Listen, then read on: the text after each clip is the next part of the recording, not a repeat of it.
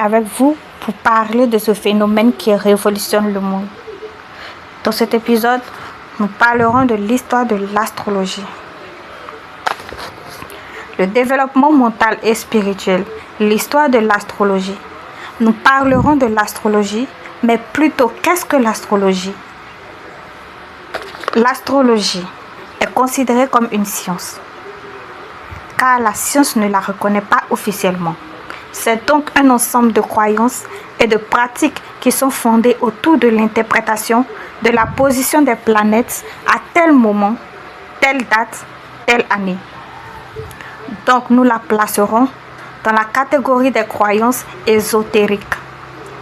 Nous nous intéresserons aux vibrations qu'émettent les planètes et qui ont un impact sur les personnes. Plus une planète sera grande et imposante, plus l'énergie sera forte et donc impactera d'une manière ou d'une autre la Terre et les humains.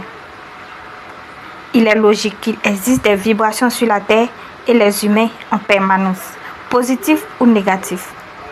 Alors les anciens ont toujours observé le ciel, les étoiles, la lune et ont essayé de les comprendre et se faire guider par eux.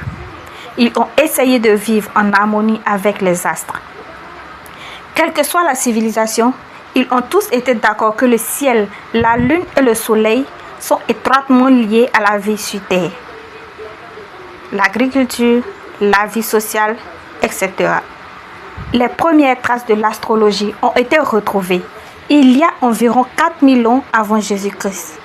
Des vestiges montrant l'étude de l'astrologie dans les civilisations anciennes, notamment en Égypte, en Angleterre, la France, la Chine, les Aztèques et en Inde.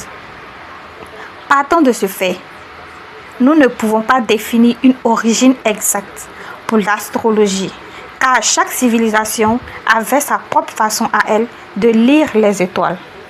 Ce sont les Mésopotamiens qui ont vite commencé à faire les observations régulières des phénomènes en vue de trouver des motifs réguliers dans le ciel qui pourraient correspondre à des événements humains.